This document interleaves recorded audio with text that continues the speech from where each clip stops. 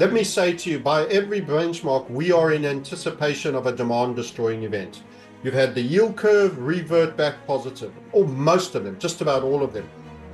You've had, as a leading indicator, which guarantees, I say guarantee, there are no guarantees in a market, that has a 100% track record that you will, if you have a reversion. It was one of the largest reversions that has ever taken place. You know, you had the collapse of copper prices inside that. You've got these super high valuations in stocks. You've got all-time high valuations in equities for people's 401ks. You've got all-time highs in credit card debt for those that aren't in equities that are suffering. You have home mortgages to buy a property. The average 30-year is now 7%, where people who are buying and flipping and getting engaged when we were near zero were paying 2, and 3%.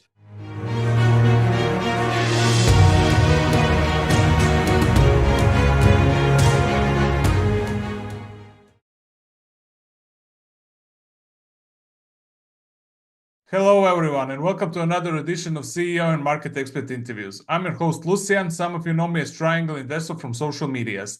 Today, I'm joined by trader, technical analyst, and teacher, Francis Hunt from marketsniper.com. Francis, you are my guest for the first time. Thank you for coming. I look forward to hear your take on gold, silver, markets, and other things. Thank you for having me. Delighted to be with you, Lucian. Thank you very much. I want to start with gold. Of course, gold is under pressure for the last couple of days, which is actually expected. Can you give us your overview of the gold sector today, and what scenarios do you project to occur going forward? Yes, it's an interesting one, Lucian, because I did a video on my own channel in YouTube around 14 days ago. And I warned gold and silver investors that Bitcoin is about to steal your headline, meaning that it was going to slow down and Bitcoin was going to now start to outperform. So most of this period, we've been in an environment where gold has been working its way steadily up since roughly March, when we broke out from the 2000 range, heading on upwards. Now, I'm not, they can both go up simultaneously, but the feeling was we'd done a reasonable leg. We had a small technical head and shoulders that we pointed out in our communities, and we hadn't had a meaningful pullback of some degree for a while. We still have upside targets. So remember, when you ask me an opinion without a specified time frame, so I talk across time frame. Okay. This is short term.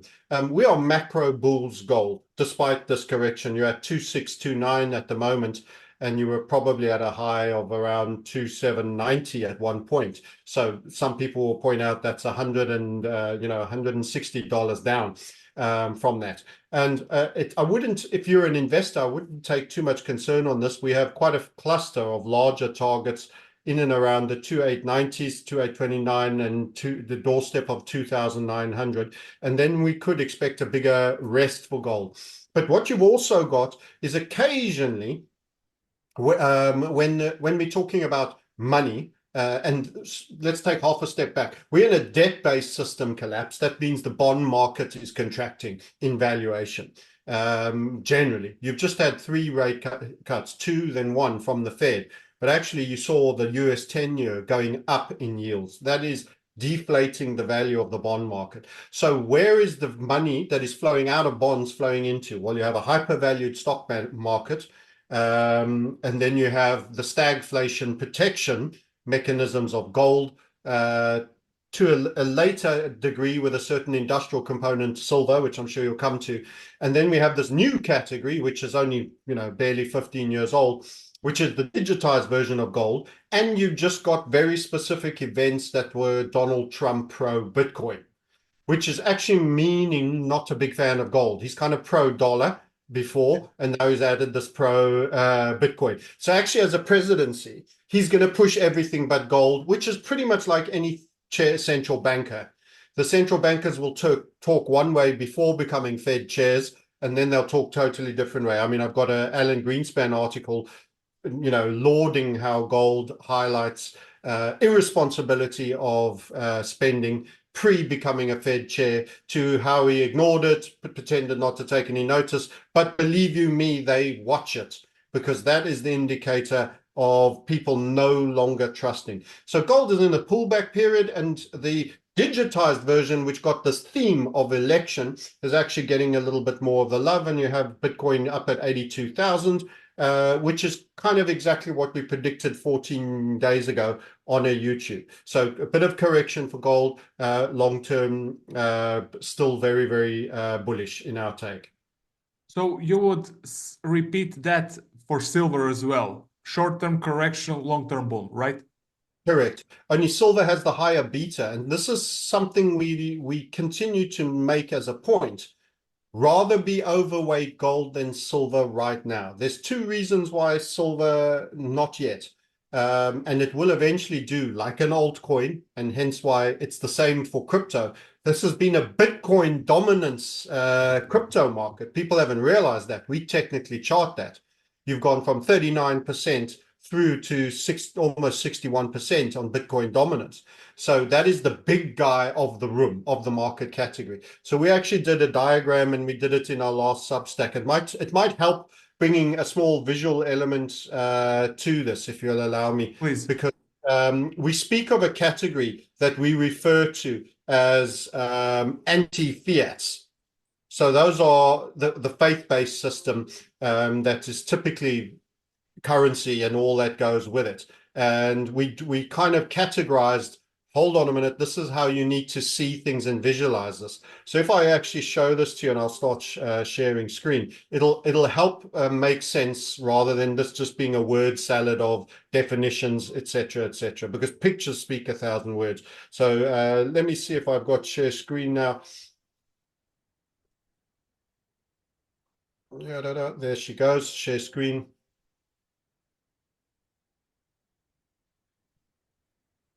So this is anti-fiat category. And we mentioned that it's got quite a few things that are pitched. So if you're concerned about debt and money, but they go hand in hand, money's borrowed into existence. It's like an evil twin sister that follows you around. Mm-hmm. You can't be yourself at night and not have a shadow wherever there's light. So there's debt and fiat currency. If you're concerned about that, which I think you should be, I think it is the economic question of our time. We have come to the end, all bar the singing and the final collapse of a faith-based. We've had a turn in the bond markets. Our biggest technical call that we'll be making, and our earliest one and our only one on the bond market, was in 2020 in August, saying the market has turned, a 40-year bull is over. We never called the bull for bonds over ever before. It's the first time, and it's the only time, and it was high conviction, and it was early.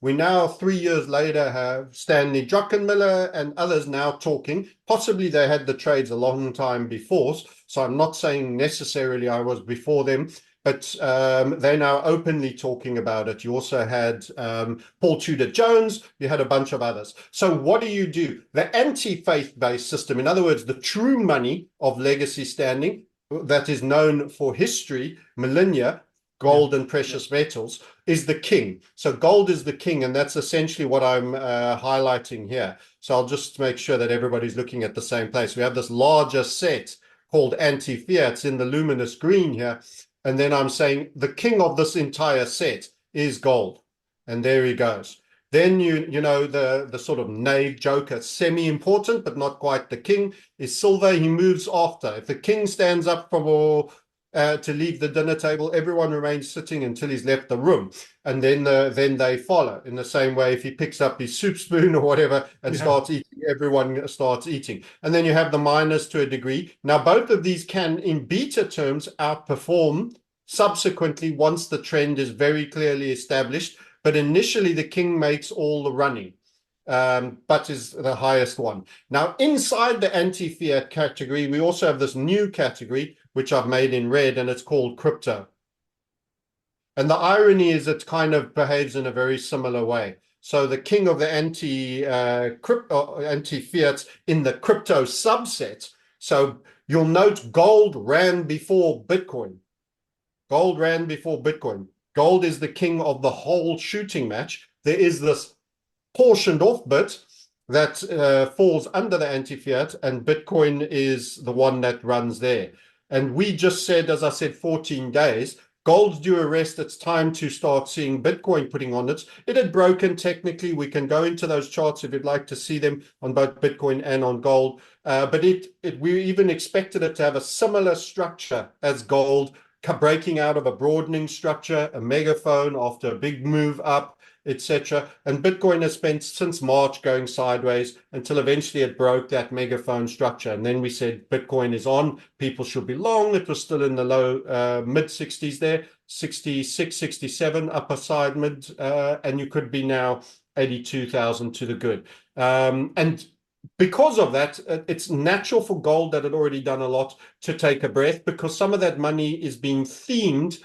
Fatter vein of it is going into Bitcoin on account of the Trump election, and the narrative being he's going to be CBDC, well, not CBDC, I think it's an on-ramp for CBDC, so I maybe overspoke there, but crypto friendly, and that a rather obstructive SEC chairman called Gainsler is going to be relieved of his duties, and a more accommodating to crypto, especially don't forget as BlackRock now has a ETF. So it has certainly been mainstream institutionalized by what I sometimes refer to as the dark forces of the financial services organizations, you know, the likes of Goldman Sachs, BlackRock, Vanguard. That is the normalization and the capture into the larger fold. And then once you're playing by their rules, you can be allowed to go up and all of these things can happen. So I actually foresee a very good future for Bitcoin, but I don't see it as the libertarian vanguard of secrecy. So that diagram maybe helps just explain the categorization. It comes from our blog.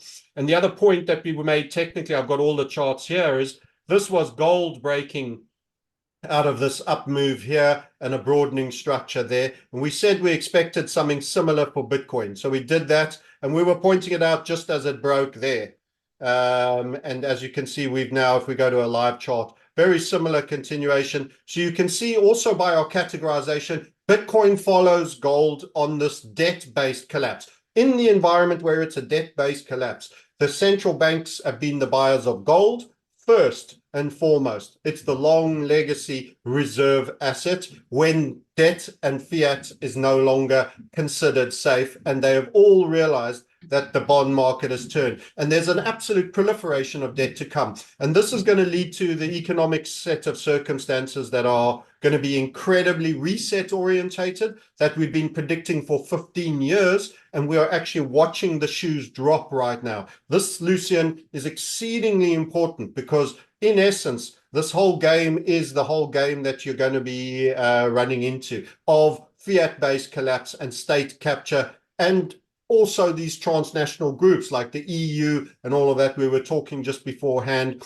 of how they're asserting their control, even in countries like Croatia and others, pressurizing Hungary and Poland, etc., etc. Yeah. So in that sense, there's a lot of social repercussions coming with us. Yeah, that's great explanation. I really enjoyed it, what you showed me over here. But I would like to, especially on the anti-fiat, but I'm curious about the part of anti-fiat, the miners. How should average investors play the miners? It's a very good question. Well, there's timing the market, and there's just knowing when something is cheap and very asymmetrically got more upside than downside. Right now, I can already tell you that miners asymmetrically have way more upside than they have potential downside, and that makes them investable, even if that doesn't mean they start moving in the direction you want them right away. We've already seen one or two of the bigger miners move, so Newmont, etc., but you're going to have a groundswell moving up. And again, I did another diagram. I'm a very visual guy, and I think particularly a very male-dominated industry, it helps to have diagrams. So forgive me, I won't keep it long on this. Please do. Well, but I put in the new Ferrari's V12 engine in there. And I make out that there's a firing order to the cylinders in terms of what moves first. And they jump around. It doesn't go 1, 2, 3, 4, 5, 6, 7, all the way up to 12. And I was highlighting that gold is first, and we've discussed that. And then I feel Bitcoin is next. then I probably expect we'll start to see, once gold resumes, a little bit more out of silver. We need the gold-silver ratio to flip 75 to show. 75. You expect 70, we will see Yeah, 75. yeah, I want that to the downside, and then it will be very quickly, I think, to 65, and that'll be a neckline for a big head and shoulder. I'll show you the chart for that. Please. And it's the same for people in alts, in the crypto market. They should have been in Bitcoin and should stay in Bitcoin. Most people should be in gold right now, predominantly. Look, I've bought silver myself because I always fear that moment of unobtainium, but you should stack gold right now. You will have a chance to rotate, and there are key triggers when that comes. This is going to be such a lengthy cycle. This is a decade and a half in play, and I feel it's only really just begun. And this is going to be an incredibly lengthy cycle. And the miners fit kind of here between Bitcoin and the altcoins. But when they go, their potential to move is far, far higher than gold. So we're not saying gold is the fastest horse. We're saying it's the first horse that has started the journey and the right one to be on for now.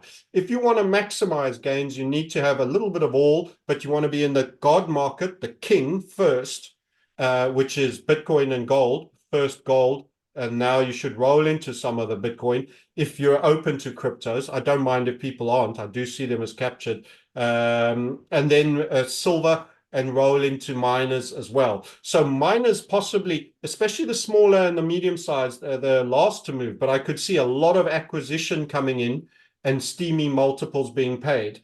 And you know, there's mines that are very short life that have been sold off privately till recently because of the ESG that BlackRock was driving. They're close to the end and they were being sold, and they have all the upside of mine extension. They're already running and producing. You'll even have the people who are buying the metals help you finance a large part of the purchase just to have the contract that you will sell to them, not even at fixed price, but that they can be guaranteed the supply.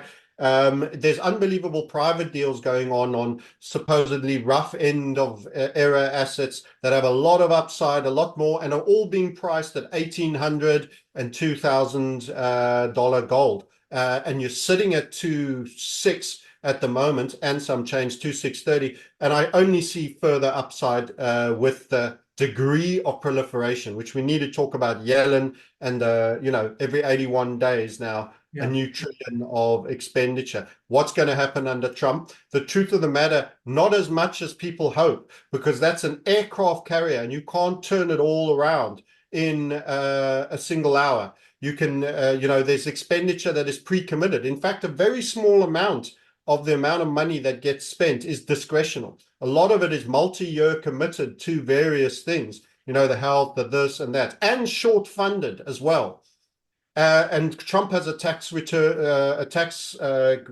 that he plans to extend, and his case for how he will, and this is a very important point. It sounds like I'm getting political here. It's a very important technical point that people need to understand. His justification for how he will justify extending that tax cut for his term and onwards is that he's going to charge tariffs, particularly on China, on inbound goods, as the replacement income for some 2 trillion shortfall. Now, what people need to know, and everyone go, yay, yay, tariff China, yeah, that'll show him. The only thing that happens there is that the price goes up for Americans. So basically what he's saying is, I'm going to tax my citizens through inflation. So I'll say that again. It's quite important. Governments tax their citizens through inflation. China isn't going to say, okay, we'll just sell to you with no margins at a loss. No, they're not. They'll sell to other nations, or they'll stop the production line and retool it for something else that's profitable.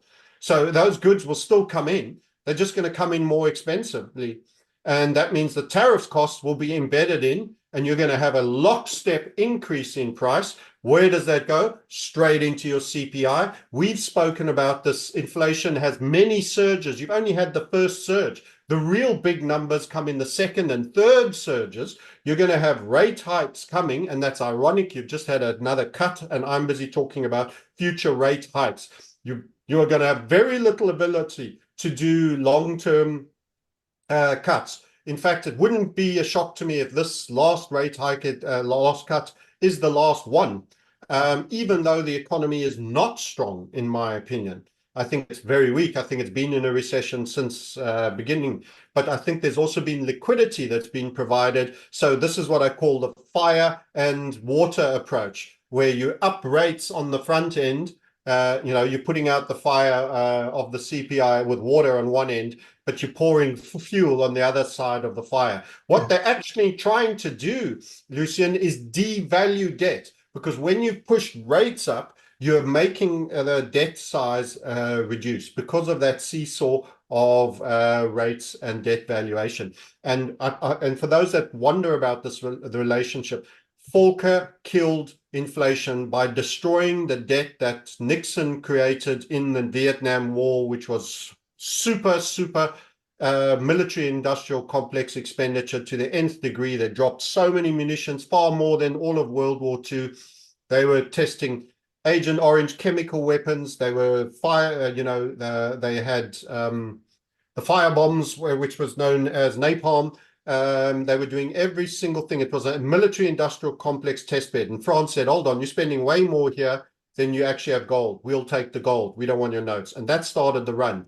Volcker, right the way through to 82, was dealing with everything that started with that war in 64. I'd love to know what one of your commenters will tell us. It was probably 64, or there around the Gulf of Tonkin incident that was a false flag to turn into an engagement into Vietnam. But you actually have an event that was 64 through to 74 that the financial repercussions and interest rate spikes went right up to 82. And what flew up during that period? Gold. And now the only difference is you have globally synchronized nations all in the same position America was in Vietnam, only more so. America's never been this highly indebted. They've never paid this much interest. They're paying the highest interest, the percentage of GDP on interest of any other nation. So those that tell you, well, Japan's more indebted. No, in terms of debt, America is actually the worst, especially if you take into account unfunded liabilities. So we are going into a fiat and debt crisis, and this is unbelievable for gold, but they are going to attempt, as you are seeing now, to highlight the digitized version of everything, because then they can do capital gains tax on the blockchain, on web. They can take it at source straight from you, and you have to claim back. They want to digitize everything. So the sole goal of us is to be physical, in metals, and off the digitized grid, which is a control mechanism over you that will be sold to you as for your safety and convenience, and will take your liberty away. And these points made. Yeah. All good points. I agree 100% with you. But Francis, is the monetary system, as we know now, salvageable at any way? Not at all. Not at all. It's a complete mathematical fait accompli. So this is the management process. It's like a terminal cancer patient that is so riddled with tumors, it wouldn't matter if you had all the best witch doctors, sangomas, and miracle workers around. You're managing the pain into death. I am literally flying a huge 747 in a 56-degree descent into the base of a mountain, and I can, quarter of a nanosecond before the event, hand over to the best pilot in the world. It doesn't matter. It doesn't matter. I refer to the scene in the movie Inception. Many people saw it, where the car has gone over the bridge, and inside, where they have much more time on the lower layers, they're going in the Arctic somewhere and they're trying to achieve certain things, and they're going through various processes. But you see each tick, the car is doing this. That is the slow motion car that it's gone off the bridge, and the only thing is the car hits the water. There is no other outcome out of that. Best driver, best, doesn't matter. Fait accompli. It is done. The car hits the water, and we are there. So we are long gone. And as I was mentioning, those discretionary aspects in the budget, you would have to do away with whole social welfare system in America. You would have to decide on a dime to go from being the largest by being bigger than the next 26 countries in expenditure to being as small as someone like Japan in spending on military. You would have to do all sorts of debt repackaging and write-offs and all sorts of things to bring it back in. And it would be literally on a dime. You would have to make all these decisions now. And even still, you would go through a horrific depression because there would all the safety, all the welfare, all the things. You'd have a lot of people on the streets. You would have so many things that would have to be cut. It's unsavable.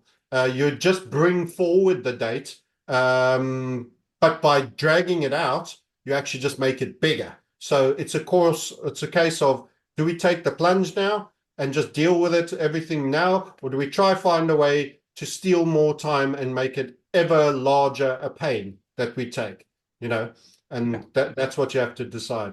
Yeah, Francis, quick return to miners. You made a great point about the valuation of the miners, and they are very attractive as we see it. But what I'm hearing from the people on the street, investors, they are all fearful of market meltdown. So, should investors be caution when it comes to equity market? Yes, and also to a degree, no. There's two aspects in that. When every retail investor is in the market and going woohoo and is not in fear, that's usually the sign that you should be getting out. When you smell the greed, when you smell anxiety, markets can climb a wall of anxiety. It's known for that. That doesn't mean I think it's fair valued at the moment. It's overdue a correction, but I think it goes further before that happens. I do think it'll probably happen on Trump's watch, though. I mean, you've got 58 times sales for AI. Now, we've always had these new technical setups that are incredible for your future. We had internet. Don't forget, Amazon fell from 107 back down to around 7, which was a 95+% correction. So, 58 times sales. Scott McNeely was saying, hey, I never asked for my company to be worth 10 or was it 20 times sales? I can't even remember which one it was. And that was considered ludicrous. And of course, it corrected substantially. So now you have something that's virtually 60 times sales, which is 3 times more. So by every benchmark, let me say to you, by every benchmark, we are in anticipation of a demand destroying event. You've had the yield curve revert back positive, or most of them, just about all of them. You've had, as a leading indicator, which guarantees, I say guarantee, there are no guarantees in a market, that has a 100% track record that you will, if you have a reversion. It was one of the largest reversions that has ever taken place. You had the collapse of copper prices inside that. You've got these super high valuations in stocks. You've got all-time high valuations in equities for people's 401ks. You've got all-time highs in credit card debt for those that aren't in equities that are suffering. You have home mortgages to buy a property. The average 30-year is now 7%, where people who are buying and flipping and getting engaged when we were near zero were paying 2%, and 3%. So the property market has to revalue to the new reality of financing, because it, like many other things in America, is a financially engineered asset. It has got to its asset valuation, which is hyperinflated through the excessive financialization of very low interest rates. Only now those interest rates have changed. And I'm now saying you're going to go higher highs and higher lows in a series of spikes because you have too much debt. I refer you back to the trillion every 81.5 days. And that fact that after that data came out, you got another major little pop. Once September the 30th was through, they pushed a whole bunch of expenditure into the next year so that it would fall onto whoever was the next president. So all sorts of political, financial gamesmanship that is pointing to a home market crash, unemployment going a lot higher. Major. The big lie as to why it wasn't a recession was that labor markets are super strong. Then they found that they have 818,000 jobs that didn't exist. It's all over assumed, over excessive. You've had 9 out of the last 11 reversion downwards on payroll numbers. And you had a super miss this is the other indicator that I haven't yet mentioned. You actually got a negative number. You take out government hiring, which is not a productive hire. That just comes on your tax. You're paying for that person. The private people are paying. Government hires and a particular seasonality factor on the last non-farm payrolls, where they only had 12,000 and they were expecting, I think, 109. That is a negative number. Every time you strike negative, you are 2 minutes to midnight for a stock market crash. That's just generally been history. 2000, 2007, and now you're there 2024. First negative payroll numbers in effect, with a huge seasonality lifting the number well above. That means people are being thrown out of jobs. You're getting announcements of cuts. So what then happens is the only reason the housing market doesn't fall is that people freeze and don't sell, because they've got their cheap rate, they've got their affordability, but they can't buy a new one on the higher rates at 7%. They would go down rather than up if they were to. So they're living already beyond their means. Then one of them loses their jobs in a couple's family with 3 kids. Now what happens? Now you're a forced seller. Now you have to take what somebody else is prepared to pay. And that labor shoe to drop is busy dropping right now. So, I mean, you've got hypervaluation of stock markets. You've got all these features. I would very much say it's not the time to be going leverage long. That doesn't mean, though, you don't get a blow off before then in some bizarre way. But I'm expecting early in Trump's presidency a correction. Okay, a lot of red flags. Agreed. A lot of red flags all over. Francis, I would like to cover a few commodities. We covered gold, we covered silver. I want to hear your opinion on natural gas, short to mid-term. Sure. Let me get a chart up for you right away, natural gas, before I go further.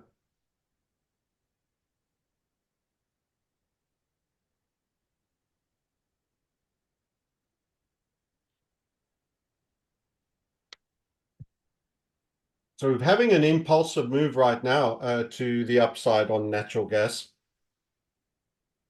So this will be a technical opinion. I just want to remind people of some more history. So typically when we look at charts, we go to the bigger time frames. This actually hasn't got as much history as I was looking for.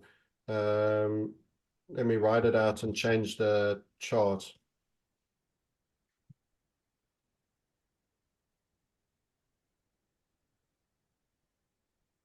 Also a bit low in the history. We've got a bit of analysis though already here. We've kind of done a bit of scribbling, as you'll probably see. So we were pretty short the natural gas market. So I'll just show it to you without all the lines on it, and you'll probably see here that around about 2022 we called a head and shoulders and a collapse in the gas market, and that did indeed occur. And you can see that head and shoulders came and it smashed down to 2.9 from after it hit as high as the 10.5s. There was a rising wedge here, so it was grinding higher, but it had a red grind line there. You can see that dotted line that led to a capitulation. Now we have a left shoulder and what we'd probably call a W head, and you've probably got a right shoulder here. So this is probably indicating a bottoming for us for natural gas after a pretty dire season. Don't forget, you had all the interesting things with Russia and gas for Europe. Europe, of course, will start heading into their winter season. So there will be a seasonality involved, and it's looking quite impulsive to the upside. That's the weekly chart. I'm going to take you into a 2-day and then the 2-day. You can see that these key levels at 3. So we draw horizontal levels, and it's usually the round numbers. And 3 has popped for us every time. You can see resistance there, resistance there, resistance, a fake break, and then back down, rally up to 3, fail, rally up to 3, fail, back down, rally up to 3, fail, back down.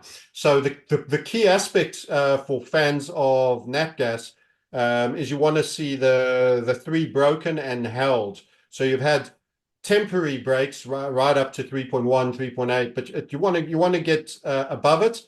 And if it does retrace, you want to see it bounce on the 3/2.9 level, and that could be the beginning of a bit of winter joy for gas. you've had quite a upside break here. You were kind of low vol, and then you had this big open. So there's something going on there as well. So it's quite optimistic. I would say short term and on the macro, I would be bullish. So to see where that could go, it's ironic because we're quite bearish oil at the moment, Yeah. but oil, of course, has held up a lot better than natural gas. So if we were to finish the sketch that we've done with the blue lines, I would probably draw it like this and just put in another shoulder there, change it to the same color. And then I'd say you've got a sort of W head bottom with two shoulders. And target could be quite big, but you'd have to wait for it. And I would also say this is likely to be in diminished dollars because I think there's going to be a lot happening on the currency and how much currency buys you. Yeah. So I think most things are going to go up, commodities in value over the longer term. So the minute we start looking at longer time frame targets, because we're going to have an acceleration in fiat devaluation, and it's going to be driven by the debt collapse, which is, as I've said, virtually unavoidable. There is no saving that. No president saves you from this. And none of them are even talking about saving you from it, which points to the fact that it's not going to happen, because even if you wanted to do it, it would take a hell of a lot of doing. As I've said, it's virtually impossible. But I could see nat gas going through 5.6 again to the upside. What's quite nice is you've been bookended by head and shoulders here, potentially. You know, you had the original one when energies were really a problem and we had the super inflation. So this was the blue head and shoulder that brought you all the way down. Big capitulation. You're probably going to get some movement back up here. Might see a little bit of displacement in of oil for gas in those instances where it's possible, which is not everywhere. But broadly optimistic for gas is my take. Okay. Okay. What about uranium? Can you show us a chart for uranium? What's your favorite measure for uranium? Oh, Because well, I thought that maybe spot price would be a good thing.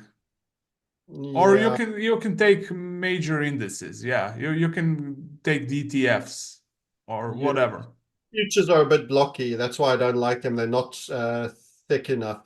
I tend to look at the ETF. So let's go and just grab an Sure. ETF for you. It does reflect without having the exact pricing that you might like. So there is a Global X, for example, Yeah, you can uranium. take them and Sprott as well.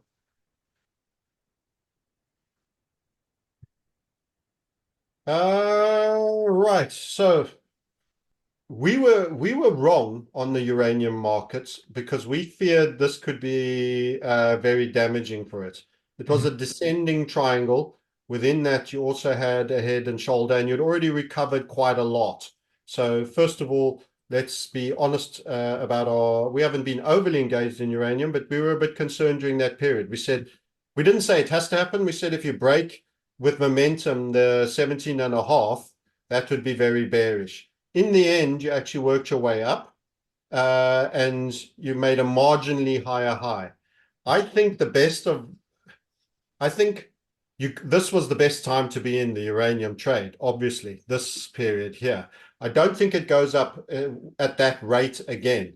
We're always a bit concerned when you have a marginally higher high, because then you start to have patterns like this that look in terms of looking forward technically. So that doesn't mean you don't go higher, but you could go higher and down. It could be a choppy old trade. You had quite a nasty spill down here, then it sort of whiplashed back up. It depends what goes on. You know, this could be a case of both up and down. I'm not overly, I wouldn't be rushing in long Mhm. right now, but that doesn't mean I'm either shorting it. It's a bit indifferent. I would wait for more information to get some technical patterns. As I said, there was clearly some form of a break coming here, and you had a descending triangle. In the end, it broke to the upside, which was good because you had a possible head and shoulder threat there. And we highlighted the head and shoulder threat. We didn't say it has to go, but we did highlight that. And everyone was saying, oh, you were wrong. Well, we were just saying, watch out. Then you got this when you get marginally higher highs, that, and then a failure to make a new high, you end up with exactly what happened, a sell-off. A little bit, you could argue, a smaller time frame, head and shoulder. Now you've made a marginally higher high again. This spells to us that there is a capping ascending grind line, that line I've doubled up there, across there. That means you're probably being a bit restrained on the upside for a while. While there's a lot of, it's not a new, fresh idea. There was quite a bit of buying that came up under the low, but it didn't have the power to take you through that. So watch out the rising wedge doesn't come into play here, which is basically what I've drawn with these two fat blue lines, which could set up. Don't forget, you need to view all of this macroeconomically. I've just said we're probably going to have the retail wrecked in a major collapse, that they're going to, launch a CBDC, do all sorts of things. Banks might fail. The repo market, there's stress with the euro and the dollar, very, very low since 99. Stress, repo stress in banks. There's all forms of potential, petrol bombs that are about ready to detonate. So this could indeed break down, not because uranium deserves to be cheap, and it could be very short-lived, kind of like this in March 2020, and then goes a lot higher afterwards. Because what will be the cure on any demand-destroying event? More printing. So at the end of the day, if you're macro enough, this, like most things, will go higher, is my default position. But the reason why I've been more pro gold during this period than other commodities is it's the monetary metal replacement for the failing monetary system. Yeah. When you have wrecked consumers, copper languishes, silver lags gold a little bit, which is why we haven't broken yet, and energy consumption goes down, which is why you've actually got quite a weak oil price in spite of everything. We were in 2022, we were $129. Now we're struggling to stay above 70. So that's your consumer. Less travel, less holidays, less packaging, less buying on Amazon for delivery, DHL, FedEx, boxes flying around, plastics, fantastics, all of that stuff. Yeah, you handle the charts every day. I want to hear actually what commodity has or two or three commodities have the best looking chart at the moment. I mean, in the long term, of course. So by category, there's certain cryptos that are old cryptos that I think we have one that we don't disclose. It's kind of our premium pet. And it's not XRP or Bitcoin, but I do actually think for the average man in the street, it's a bit precarious a time to chase something that's already moving. And as I say, if people have been following our channel, they would know that we said Bitcoin would eat everybody's gold's headlines. But this is quite an attractive chart, and it's just an earlier version of. Am I sharing chart? Let me make sure I am. Sorry, I'm not. It's an earlier version of the gold chart. I still think the gold chart is very good, but Bitcoin is an earlier version of it. It's only just broken its broadening structure. So this was equivalent to, if this was gold, it was just flat here, and that was $2,000 for gold. And that was a great run that's just brought you right up to as high as 2,790. Even if you take the 2,630, you've had a great year. So Bitcoin was waiting for its king to make its move and is now in quite a strong move up. Now we have a confluence of targets, Bitcoin being a smaller market cap and getting stealing some of the money that would go into sound money into the digital money instead of the physical money. It will move in price a lot more on a smaller market cap. It's about 1.5, while gold is probably 10 times that, 15 trillion. So gold doing 35% for the year is great. Bitcoin can do a lot more on the same amount of money, or even half the amount of money. So we see a confluence between 145 and approaching 150. So we think it runs 150. You never stop exactly at a target, but we have two targets. That's the bull pole that comes from the 25K. That's when the ETF BlackRock story. So this pole is ETF BlackRock story, and this is Trump trade story.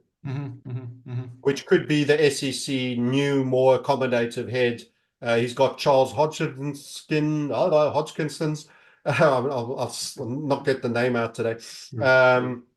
of Cardano involved potentially. That's pushed ADA up a lot.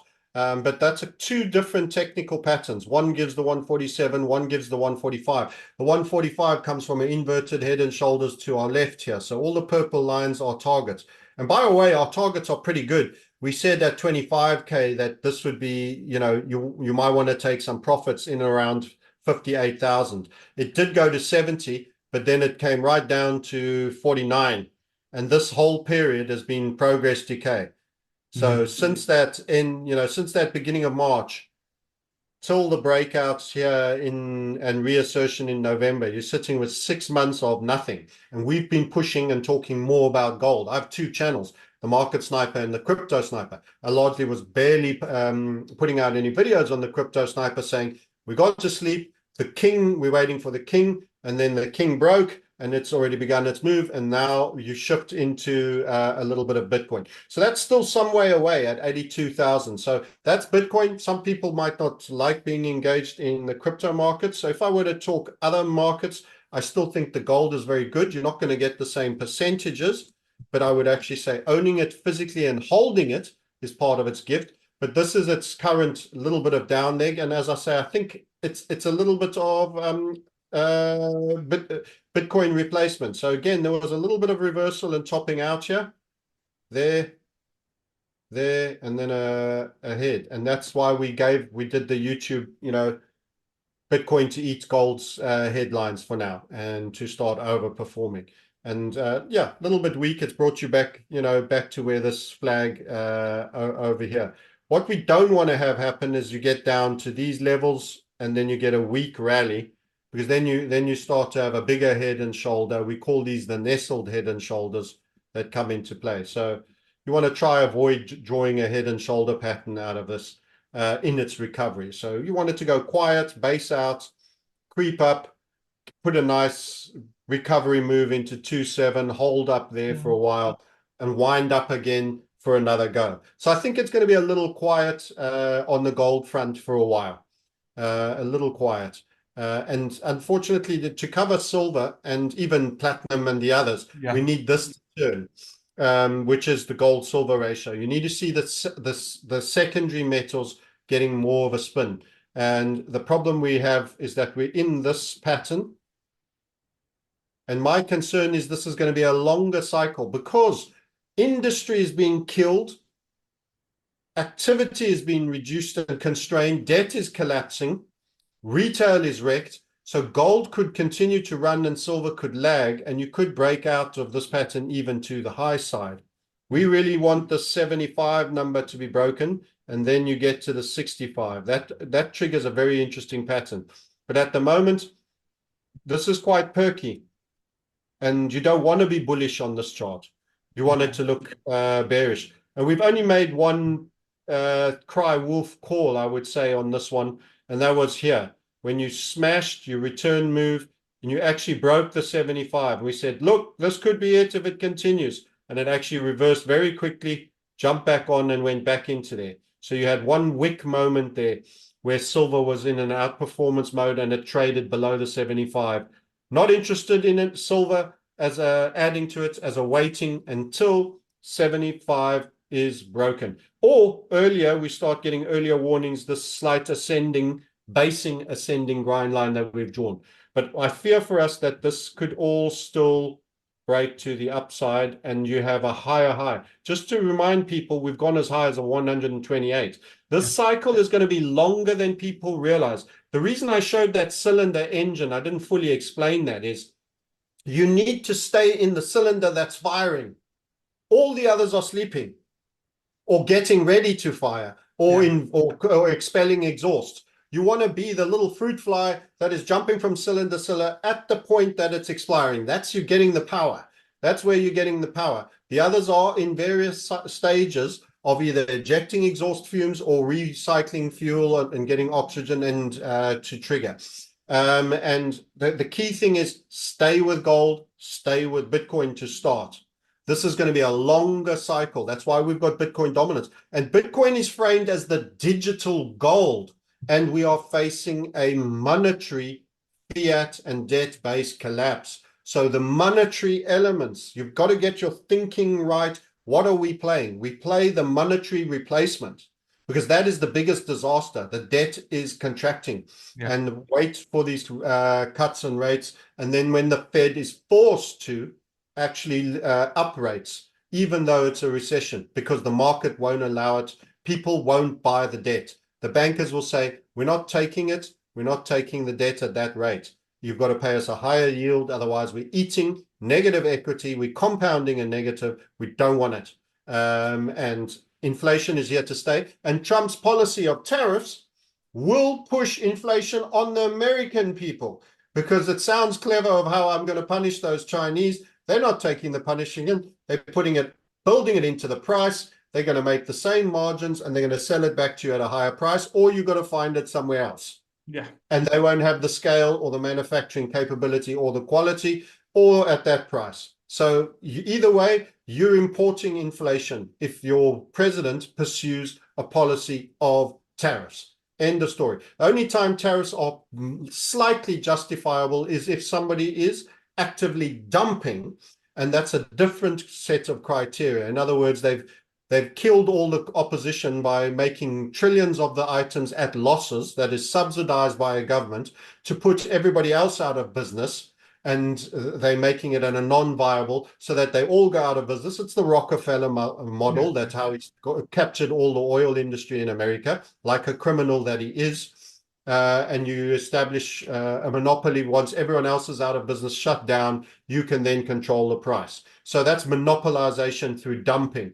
China isn't dumping. They'll just sell the same goods elsewhere. They have scale. They have efficiency. They have very tech factories. You will pay higher if you do tariffs. That means inflation. That means further debt devaluation, which the real dark hands, the permanent state, actually want because they want to devalue the debt. They're adding at it at such a copious rate. Scarcity is valuable. Proliferation, low valuation. If it's everybody drives a Bugatti Veyron, they're worth nothing. Then they're like Volkswagen Beetles. Everybody has one. Yeah, exactly. Yeah. Thank you for this. You shared a lot of knowledge of your knowledge over here. For people who want to know more and want to become your subscribers, premium subscribers, how can they reach out to you? Yeah, for sure. So our modus operandi, we do a lot of things for free that people can have, and I'm going to give you that information now. But my whole statement, my raison d'etre, the French phrase for reason for existence, is that I am born of this life and this lifetime, and this is economic case history that will stand for 300 years, that people will wonder what the hell was going on. Traditional financial advice will not serve you. 60-40 portfolios, bond investments, will not serve you. You have to clear all debt out of your portfolio as assets if you hold any. And ideally, you want to get out of debt for fear of interest rate spikes that will see you become a forced seller at a pre-crisis moment, which will see very bad prices, for which I'm sure BlackRock, Vanguard, and State Street will be all willing buyers of your super cheap assets, ready to rent them back to you. So because of the reset times, we are here to help people navigate reset times such that you can build wealth, because despite all of this sounding quite dark, the people that play the game right will be separated from those that don't immensely, and you will be disproportionately rewarded for this. You will build wealth astronomically in an environment where many others will be losing it if you take the correct steps. So we are solely focused on the helping community members negotiate a unique, single, once of a lifetime financial rate and period, which will probably last a decade and a half in implementation and happening, which is debt devaluation and failure of a fiat-based system into a new system, where all previous financial advice given to you by your super regulated advisors that have all written exams are absolutely worthless and possibly counterproductive. So that's my goal, and that's what I aim to achieve, plus help you with the PSYOP, the mental attack that goes with that to keep you positive, upmarket, laughing, and in a good state of mind to enjoy your life. And I do that. I've just come back from a bike riding trip. Before that, I was scuba diving with a 3-flipper turtle who'd lost it in fishing line. I encourage everyone to have a great lifestyle and make the most of what they have. And we do that through the Market Sniper YouTube channel. You can pop a subscription there. We'll regularly show you charts and share our opinion of what comes next. You can see what we have done before. And also the Crypto Sniper. And we keep an eye on the people that are orchestrating a large amount of this, whether through intent or incompetence. We don't get too involved in the weeds there, but you can come out better. And this is the most important thing you could do for your pension, your lifestyle. You could retire out, play this one game well, and you can retire out, and even for multiple generations. Get it wrong, and it is an obstacle course that will break you. And that's the key thing. So it's a polarizing event.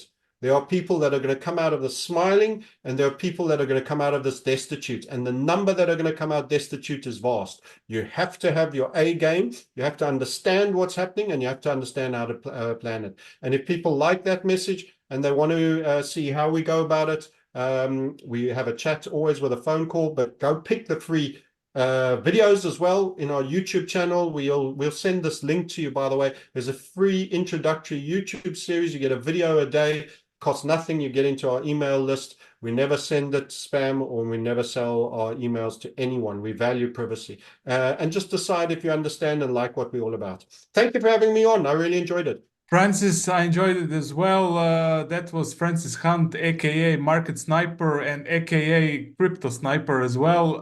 Thank you, Francis, for coming to my show. Great chat.